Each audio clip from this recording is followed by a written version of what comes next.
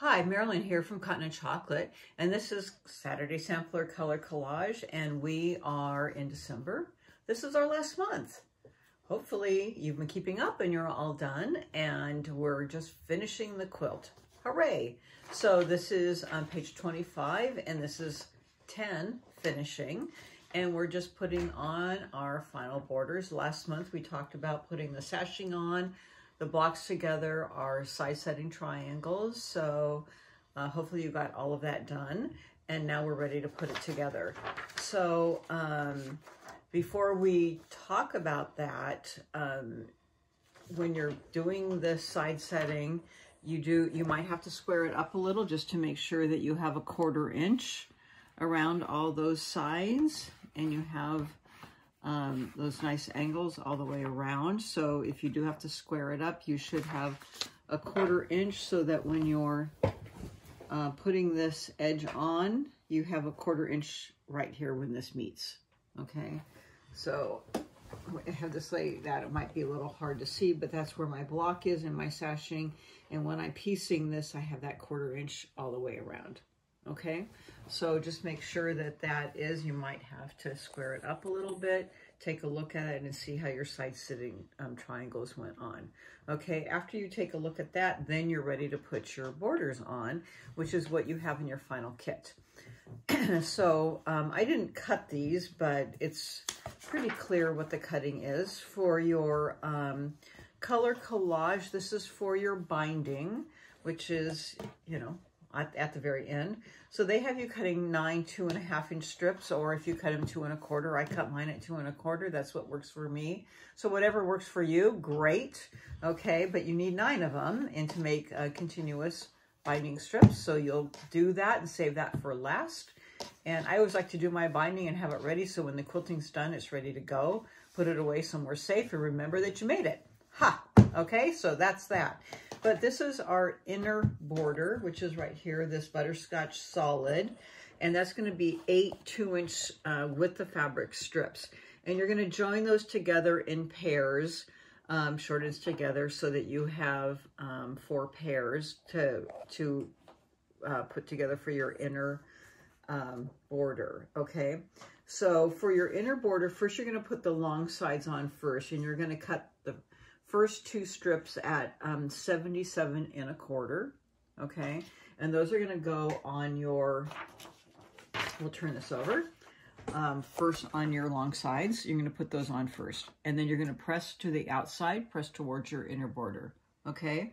And then for your shorter sides, you're gonna cut those to 65 1/2 inch, okay?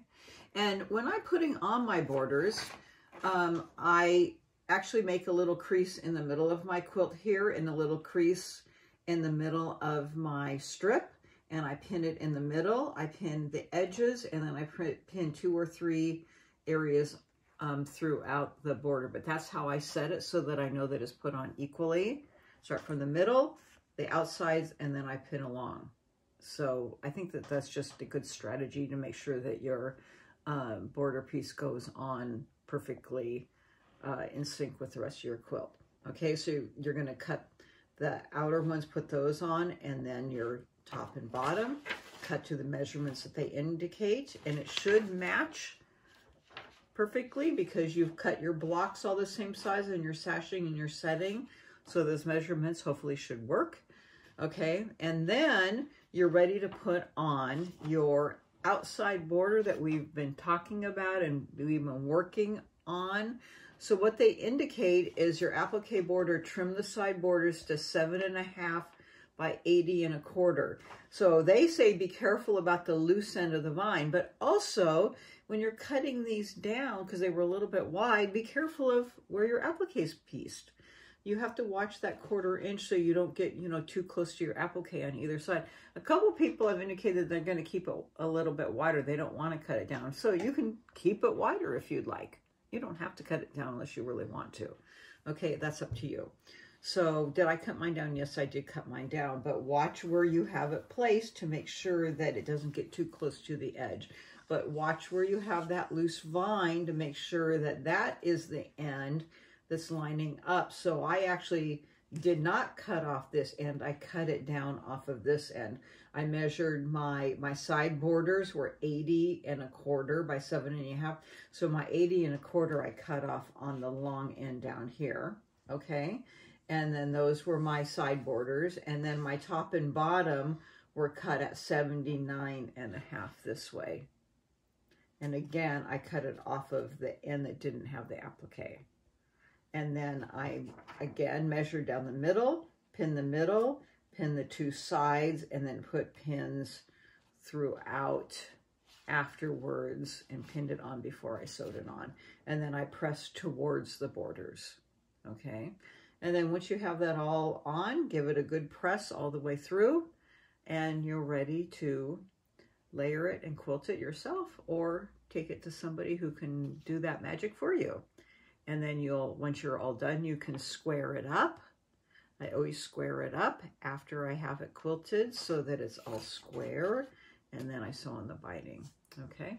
And remember to make a nice little label so that you have a record of what you did and your year that you made it and what it was and your name, and then you're ready to enjoy it. So Jerry and I want to thank you for joining us this year. We appreciate you being a part of the adventure and the journey, and hopefully you had a really great year. We appreciate all of you, all of our customers that are a part of Cotton and Chocolate and make it happen every year. And we have fun having you a part of the journey, and we hope that you continue to support our shop and Cotton and Chocolate and our adventures. And we look forward to presenting another one of our Saturday samplers next year. We've done this every year since our shop's been open, so many, many years, and we hope to continue to do so. So thanks again, and see you in 2024. Bye.